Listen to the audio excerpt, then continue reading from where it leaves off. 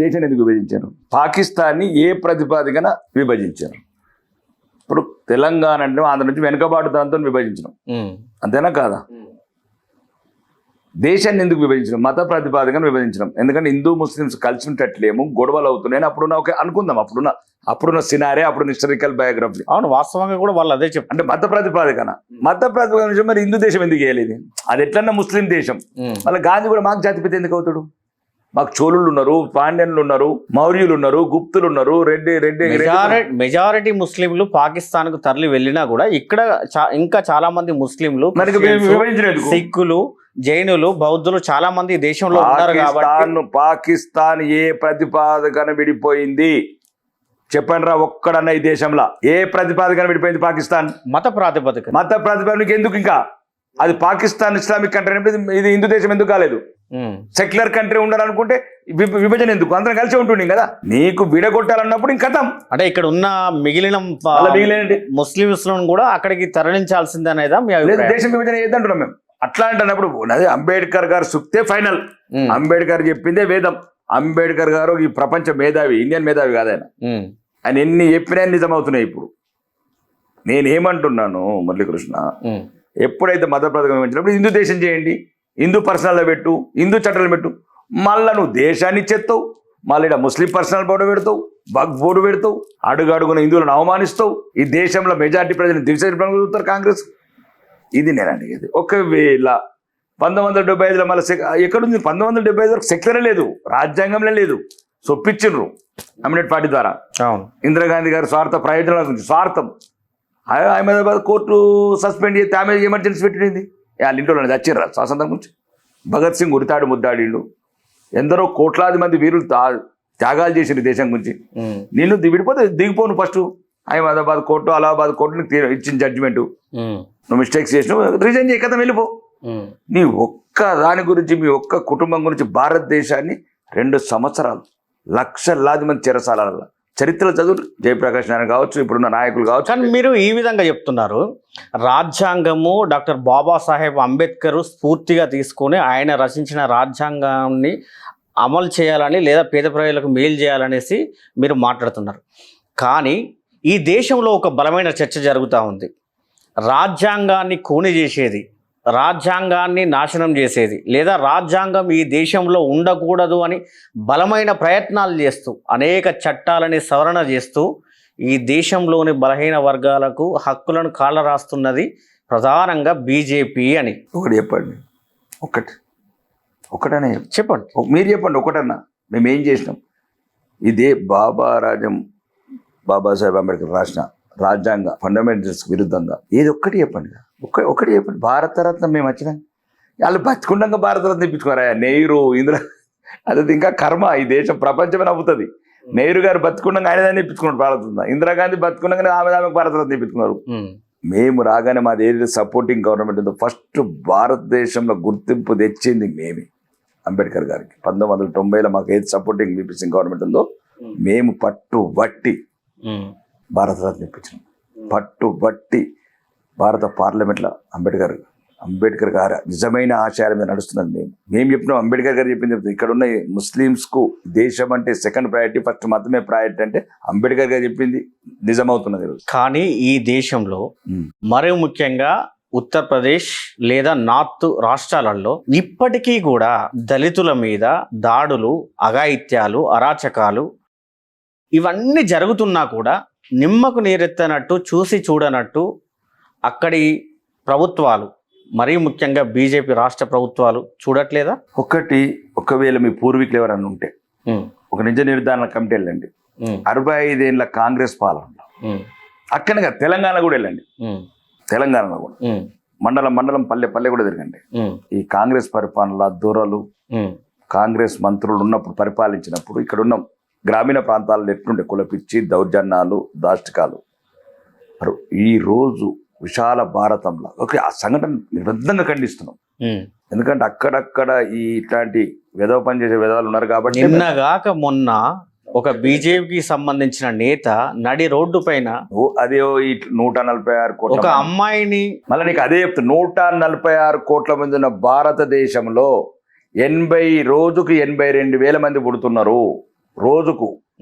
ఇట్లాంటి చోట నువ్వు నైతిక నియమాలు, నైతిక విలువలు, భారతీయ జనతా పార్టీ, కాంగ్రెస్, బీఆర్ఎస్లు, కమ్యూనిస్టులు కాదు, నైతికంగా దిగజారిపోయినోడు రాజకీయ ముసుగేసుకుంటాడు.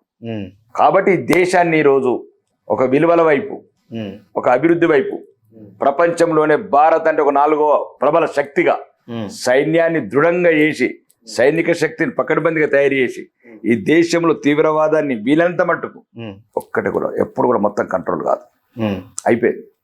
ఇది ఏది 40 లక్షల పాపులేషన్ కాదు, 145 కోట్ల పాపులేషన్, 140 కోట్లు. కాబట్టి ఎక్కడన్నా దళితుల మీద ఒకటండి సంఘటనలు, దానికంటే హిందువుల మీద దాడి పెరుగుతున్నది, జరగడం అనేది హిందువుల మీద దాడి పెరుగుతున్నది. కాశ్మీరులో మొన్న పహల్గామ్లో చంపినప్పుడు దళితులను చూడలేదు, బీసీ అని చూడలేదు, ఓసీ అని చూడలేదు. ఇతర మతస్థుల దృష్టిలో మేము హిందువులము, మేము ఇప్పుడు మా ఎవరైతే మోహన్ భగవత్ గారు అన్నారో ఒకటే మాట అన్నారు, ఒకటే బావి, ఒకటే శ్మశానం, ఒకటే గుడి. ఫర్ ఎగ్జాంపుల్, ఇంకా మాకు ఒకవేళ అక్కడక్కడ అభివృద్ధి లేనితనం, దానివల్ల ఒక రకమైన సిస్టమ్స్ని సెట్ చేసుకోవాలి. ఇది ఎందుకంటే ఒక సనాతన భారతం, ఒక రకమైన ఎందరో రాజులు, తర్వాత మొఘలాయులు రావటం, ఇదంతా కల్చర్ అంతా పాడైపోయింది. ఒక మాట చెప్పండి రాకేష్ గారు, మీరు కులం పేరు మీద కానీ, మతం పేరు మీద కానీ, మరే పేరు మీద కానీ దాడులు జరిగినప్పుడు, దౌర్జన్యాలు జరిగినప్పుడు, మరీ ముఖ్యంగా మీరు పదే పదే సామాన్యుల వైపు నిలబడి మాట్లాడుతున్నారు. మీరు బీజేపీ పార్టీలో ఉండవచ్చు, మీరు ఈరోజు ఎమ్మెల్యే కావచ్చు, కానీ మీరు పదే పదే చాలా ఇంటర్వ్యూస్లలో, చాలా సభలలో ఒక సామాన్యుడి గొంతుకగా మీరు సామాన్యుడి హక్కుల కోసం, లేదా సామాన్యుడికి రావాల్సినటువంటి అభివృద్ధి సంక్షేమ కార్యక్రమాలు జరగడం లేదని ఒక ఆవేదనతో మాట్లాడుతున్నారు. అది చాలామందికి నచ్చుతుంది. కానీ అదే బీజేపీ పార్టీ పాలిత రాష్ట్రాలలో ఇలాంటి దౌర్జన్యాలు, ఇలాంటి అరాచకాలు జరిగినప్పుడు చర్యలు తీసుకోవట్లేదు కదా.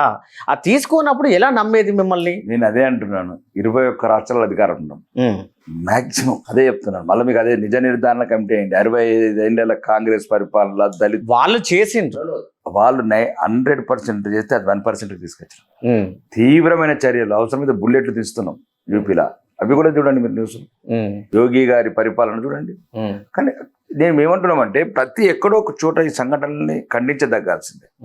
మేము బీజేపీ ఎట్టి పరిస్థితులు కూడా మాకు ఒకటి హిందువుల, మాకైతే కులం అనేది ఒక సబ్ క్యాస్ట్ డిఫరెంట్, మేము ఒకే రోజు దాన్ని నిర్మించలేము. అందుగురించే మా ఆర్ఎస్ఎస్ భావజాలం కావచ్చు, భారతీయ జనతా లక్ష్యం కావచ్చు, ఒకే దేశం, ఒకే జాతి, ఒకటే మడగడని ప్రతంలో పోతున్నాం. కాబట్టి ఈ కుల వ్యవస్థనే మాకు పెద్ద దరిద్రమై కూర్చున్నది ఈరోజు. అందుకు ప్రతి మీటింగ్లో చెప్తున్నాను, నా యాజ వ్యక్తిగతంగా కులాలు ఉన్నా కానీ మీ గడప లోపల ఉంచుకోండి. కానీ మీరు ఇక్కడ మీరు పర్సనల్గా అభివృద్ధి, సంక్షేమం, వ్యక్తిగత అభివృద్ధి, సమాజ అభివృద్ధి కాంక్షిస్తూ మీరు ఇక్కడ మాట్లాడుతున్నారు, బాగానే ఉంది.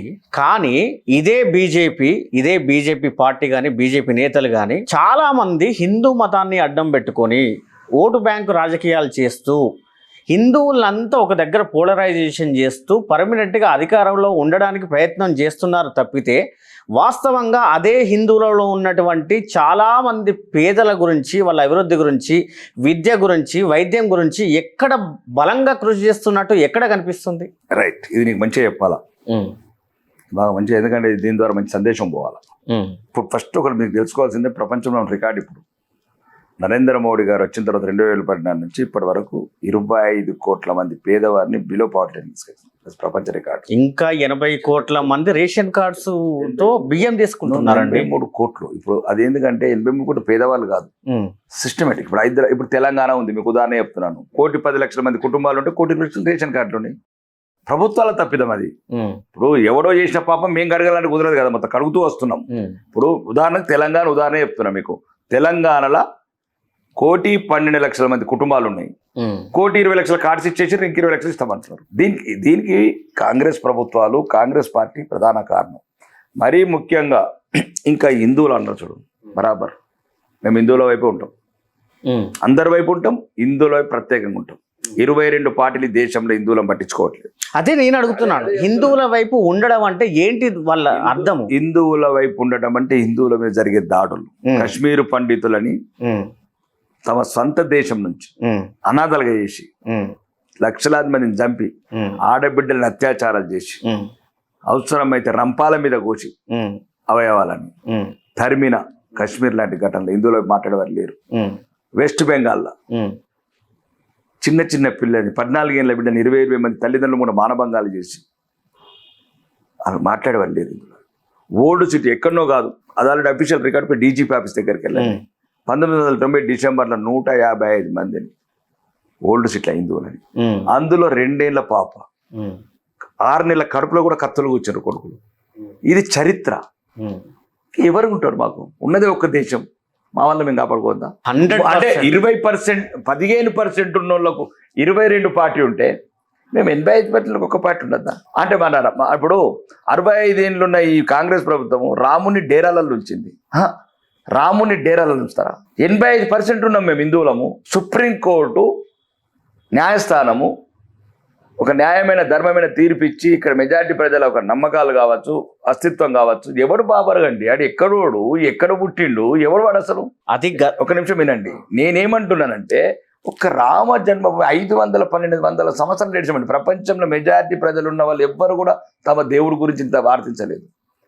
1512 నుంచి ఇప్పటివరకు ఒక్కసారి ఒక గుడి కట్టాం. ఓకే, అది సుప్రీం ఉంది. ఎందుకు మరి 22 మందికి ఎందుకు రాలేదండి?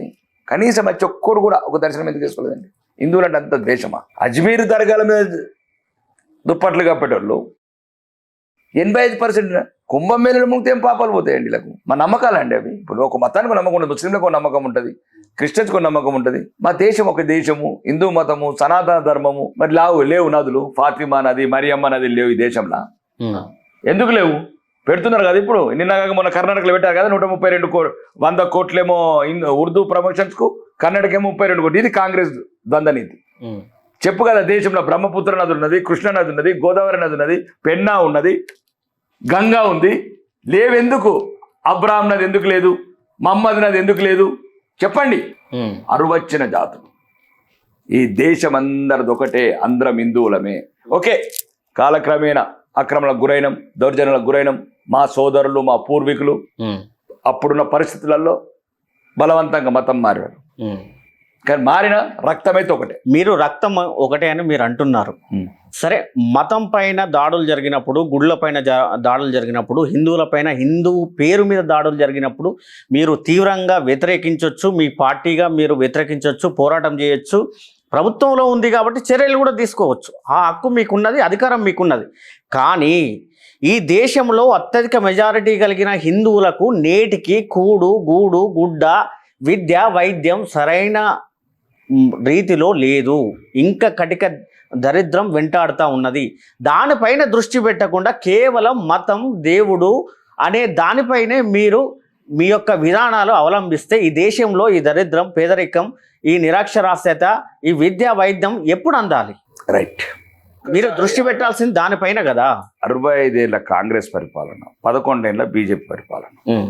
ఈరోజు అభివృద్ధి 65 ఏళ్ళు ఏం చేసినాం పేదలకు? ఈ 11 సంవత్సరాలు చేసినాం. సుమారు 5 కోట్ల ప్రధానమంత్రి ఆవాస్ యోజన కింద ఇల్లు పేదలకు 5 కోట్లు ఈ 11 సంవత్సరాలు.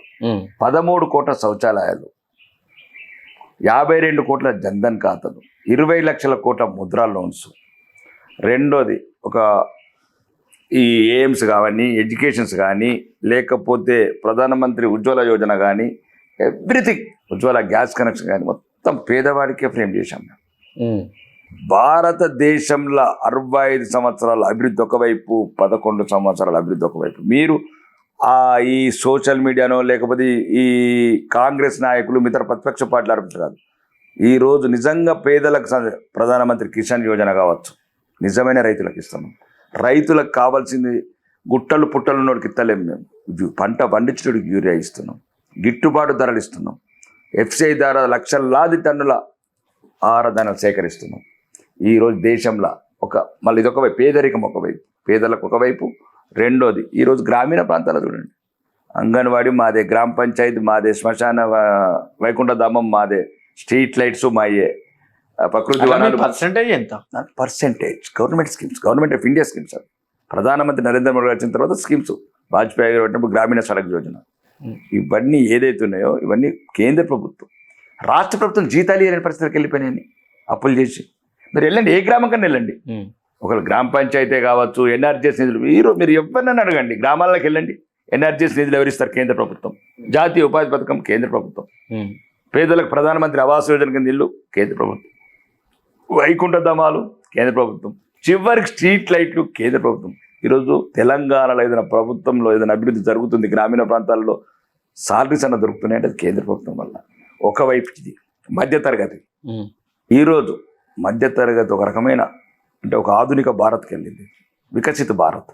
ఈరోజు హైవేస్ కావచ్చు, వందే భారత్ ట్రైన్లు కావచ్చు, 74 ఏర్పడి అంటే అవాయి చెప్పులు ఉన్న వాళ్ళని కూడా అవాయి జాయిలు ఎక్కిస్తుంది. ఒక తరం ఊరికనే పోయింది ఎటువంటి సౌకర్యాలు లేకుండా. ఒక ప్రపంచం పరుగులెడుతుంది, ప్రపంచంతో పాటు మనం పరిగెత్తాలి.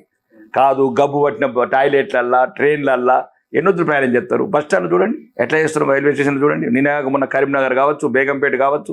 ఆధునిక భారత్, వికసిత భారత్, సురక్షిత భారత్, బాంబులు లేని భయం లేని భారతదేశాన్ని తయారు చేసాం. ఇనుప కంచెలతో కడుతున్నాం, S-400లతో డోమ్లు నిర్మిస్తున్నాం. చంద్రమండలం మీద అడుగుపెట్టినాం, చంద్రమండలం మీద. ఈరోజు ప్రపంచ దేశాలు బ్రహ్మోస్ కావచ్చు అంటే ఒక్క దాంట్లో కాదు, సైనిక పరం కావచ్చు, విదేశీ నీతులు కావచ్చు, ప్రపంచంలో భారతీయతకు భారతీయుడికి ఈరోజు గర్వంగా ఫీల్ అవుతున్నాను భారతీయుడిని. మీరు ఒక్కవైపు చూడండి, ఈ కుళ్ళు రాజకీయాలు, ఈ కుతంత్ర రాజకీయాలు, అడుగడుగున హిందువులను అవమానించే పాటల వైపు వెళ్ళకండి. మాకు ఒకటే చెప్తాం, సబ్కా సాత్, సబ్కా విశ్వాస్, సబ్కా సాత్. మీనింగ్ అందరితో పాటు మేము అందరిని, మాకెవ్వరు వేరు కాదు. ఏ పార్టీకి వత్తాసు పలకడం, మద్దతు పలకడం, ఆ పార్టీ నుంచి మిమ్మల్ని ప్రశ్నించడం కాదు మా ఉద్దేశం. అల్టిమేట్ గా ప్రజల వైపు, ప్రజలకు ఏం జరుగుతుంది, ప్రజలకు ఏం మేలు జరుగుతుంది, అది కేంద్ర ప్రభుత్వమైనా రాష్ట్ర ప్రభుత్వమైనా వీళ్ళ జీవితాలలో ఎటువంటి మార్పుకు వాళ్ళు నాంది పలుకుతున్నారు. అదే చెప్తారు, 5 కోట్ల ఇల్లు ప్రధానమంత్రి అదే చెప్తాం కదా, పేదలకే కట్టించినాము. కాంగ్రెస్ ప్రభుత్వం కంటే ప్రచారాలకు పోలేదు. 5 కోట్ల ఇల్లు ప్రధానమంత్రి ఆవాస్ యోజన కింద